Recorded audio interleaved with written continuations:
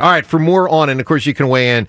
It's at 215-592-9494. Speaking of weighing in on more of it, let's talk to the Diddy. Ray Didinger joins us every single Monday at this time. He's brought to us by Verizon. Phones were not made to be broken, but life happens. So when your phone breaks, Verizon's got you. Trade in any phone at your local Verizon store in any condition, guaranteed, and get a great deal on one of their best 5G phones with unlimited ultimate. The Diddy, a Hall of Famer, Ray Didinger. Ray Diddy, how are you, sir?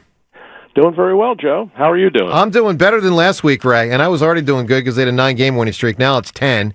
No turmoil after the game. I mean, Ray, I thought this was one of the more impressive wins and, frankly, statement wins that we've seen from an athlete and a team in a long time in Philadelphia sports. And obviously, the athlete I'm talking about was Jalen, who was phenomenal yesterday.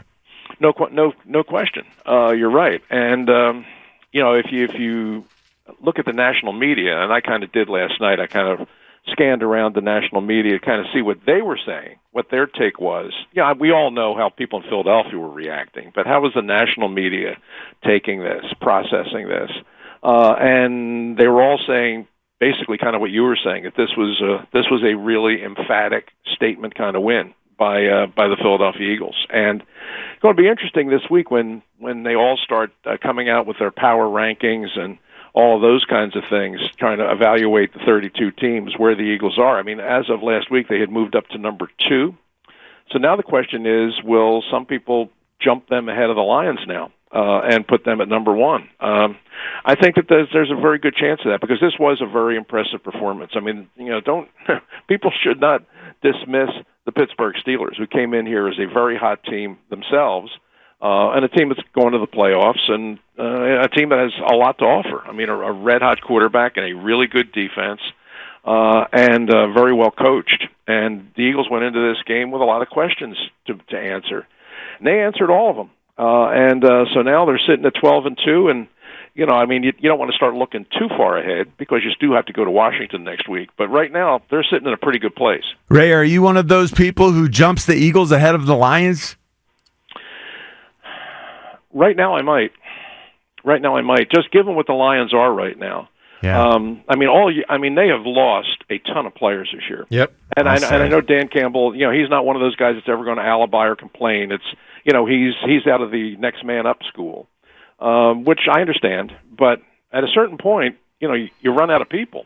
and that's kind of where the Lions are now. I mean, they've lost a lot of players, and it's starting to show, especially on the defensive side. And yesterday, Buffalo, who has been just red hot offensively, they went into the dome and they pretty much took that defense apart. Mm-hmm. And so now, if you're looking at the two teams objectively, and you're just trying to evaluate where they are at this moment. Yeah, I mean, coming off of yesterday, you would probably put the Eagles ahead. I mean, not that it means anything in the grand scheme of things, but right now I think they've earned that respect, because there were a lot of questions being asked after last week's game, and there were a lot of questions that came out of the post-game locker room, and some of the people kind of just seeing what was being said and just trying to gauge the mood of the team and get a pulse of what was happening. And I think everybody was kind of saying, and on the radio station and on the streets, just saying, "Oh, let's see how they respond. Let's see how they come out and play on Sunday against a good opponent." And they came out, and I thought they played great. I thought they really did. The defense, the defense kept them in it in the first quarter after the 2 turnovers, which could have really shifted the game in Pittsburgh's favor. The defense stepped in and bailed the offense out, and then none of them were able to do 10 in a row. So that is quite an accomplishment. Ray, since the bye, the Eagles are allowing 15 points a game, which is number 1 in the NFL. In my mind, scoring defense is the way you can easily evaluate who's most effective defensively. I think it's a good stat. Why? Why is it the Eagles, since the bye, are number 1 in the NFL in points per game? Is it as simple as Cooper DeJean was inserted into the lineup, and now we just have better personnel to do what Vic Fangio wants to do? It's not as simple as just one player, although DeJean has been a big part of it. There's no doubt about that. I mean, DeJean and Mitchell have been tremendous additions, tremendous upgrades. But, if you watch this team play, and more specifically, if you go back and you watch the tape and you just study it, the thing that jumps off the screen at you, at least it does to me, is the speed of this defense. I mean, they are so fast. I mean, in comparison to what you were last year, I mean, they are so fast. I mean, they get so many people to the football, and they're so well coached. They're always in position. They're always, and I think Tom Brady did a pretty good job of this yesterday in doing the analysis. Was showing how Vic Fangio leverages the coverages, in relation to the personnel they're facing, how they will roll the coverage away from one side and overload the other. They're a very tough team to play against. There's right now the linebackers who, for years we've talked about the Eagles, that not being a team that didn't have any linebackers to speak of, and linebackers, guys that are just out there playing but not really making plays. Well, that's not true now. I mean, you've got Bond, who's been one of the best inside linebackers in football in the entire league this year, right from week one. And Nakobe Dean has really developed into the player that you hoped he was going to be when you drafted him a couple of years ago. Just flying around him. He had another 10-tackle game yesterday.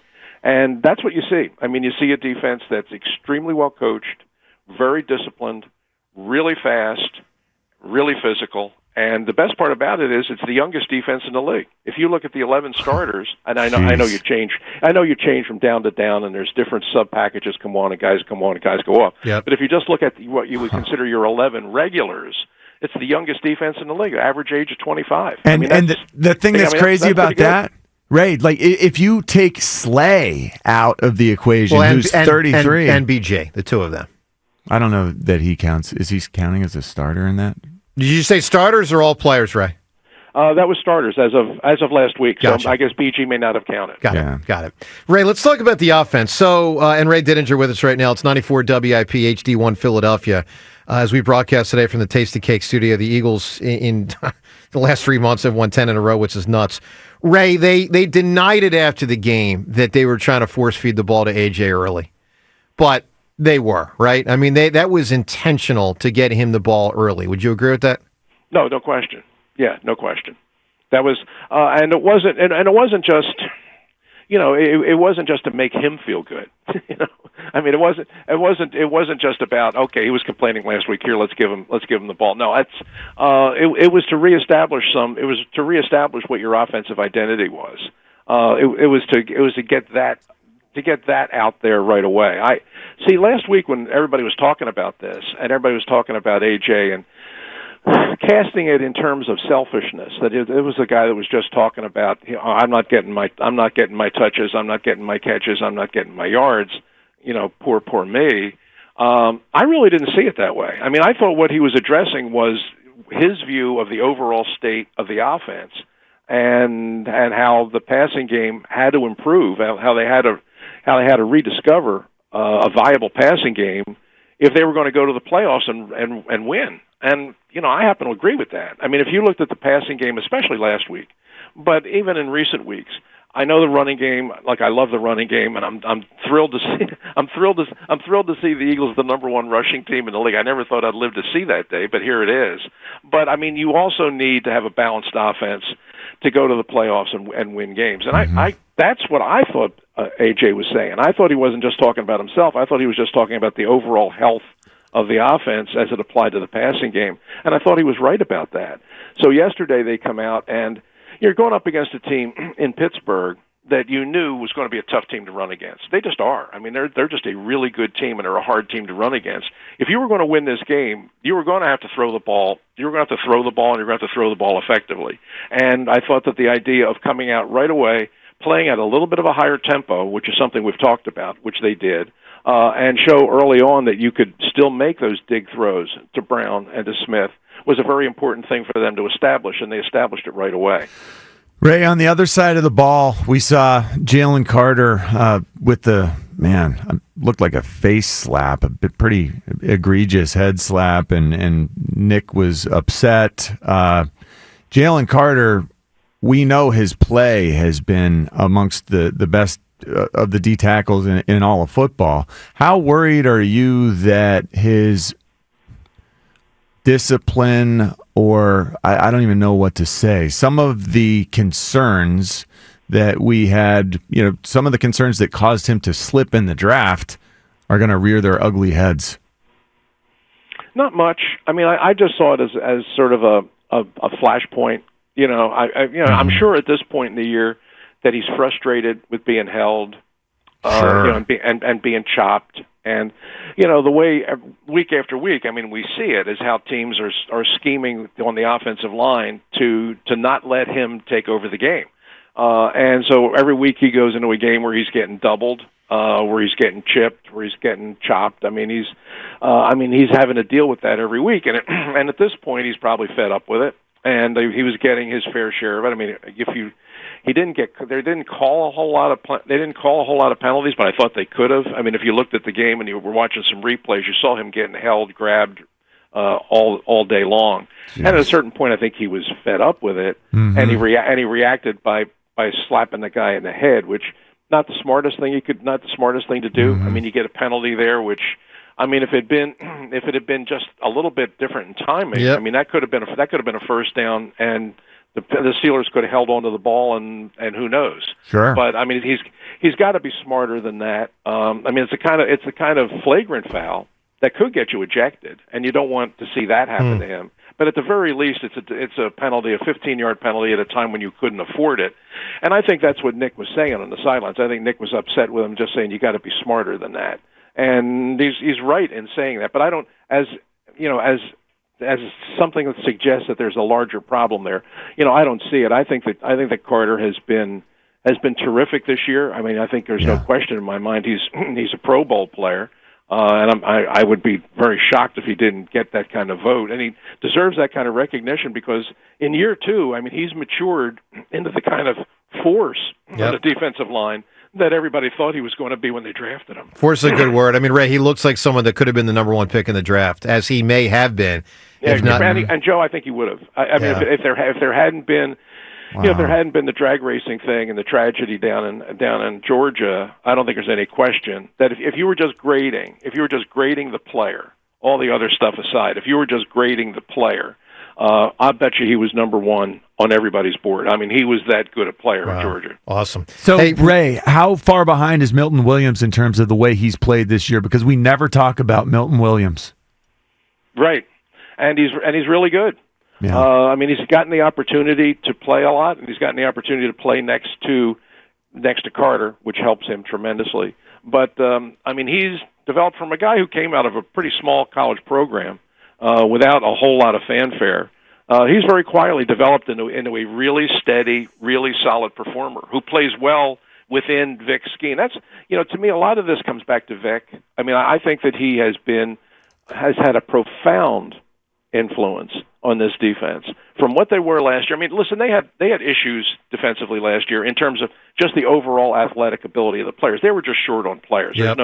There's no doubt about that. In terms of the personnel you had on the field, that it wasn't good. Yeah. But a lot of it was the coaching. I mean, they just looked poorly coached last year in terms of being out of position, being not reacting properly to situations, just playing dumb football. I mean, and some of it was the players, but some of it was the coaching too. Well, this year that's not true. I mean, this year you got better players, and boy, are they being well coached. And you're seeing it week in and week out, depending on who. Every week, every opponent presents a different sort of challenge. So you can't necessarily roll out the same game plan every week and expect to be equally successful. But I think one of Vic's, and this has been true of him throughout his career, he is really good week to week building his defense to stop whatever offense he plays. And you saw yesterday, I mean, Russell Wilson came into this game playing as good a football as he's played in a really long time. And we've seen Najee Harris be a back that's taken over games. Yep. And neither of those things happened yesterday. So, hats off to Vic Fangio. Once again, another great job. Hey, Ray, speaking of great job, 'tis the season. Tommy and me, a great performance. I mean, this makes for a great gift, right? 9 days to the big day. If I'm looking for a gift, I'm buying Tommy and me for a loved one. Absolutely. Then thank you for mentioning that, Joe. Yeah, Tommy and me coming back. next month to People's Light Theater, a really beautiful theater out in Malvern. If nobody's been there before, you will enjoy coming out. And we open on January the 7th, and we run through January the 26th, and 21 performances.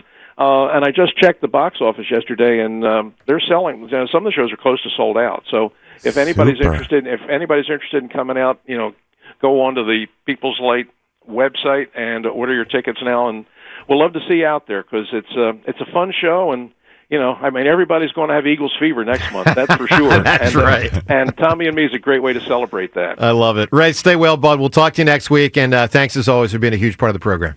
Always a pleasure to be with you guys. Have a great day. You got Thanks, it. The Ray. Diddy, Mr. Ray Didinger. All right, up ahead, more of what Jalen and AJ said after the game. Sirianni as well, including Jalen's interview with Tom Brady after the game on Fox. We'll get to that and more of your phone calls on all these topics. Plus, we'll address the Joel thing. He's obviously going to be out for who knows how long. What a shame. And maybe they will miss the playoffs if he doesn't get back in there soon. Joe DeCamera, John Ritchie. It's 94 WIP.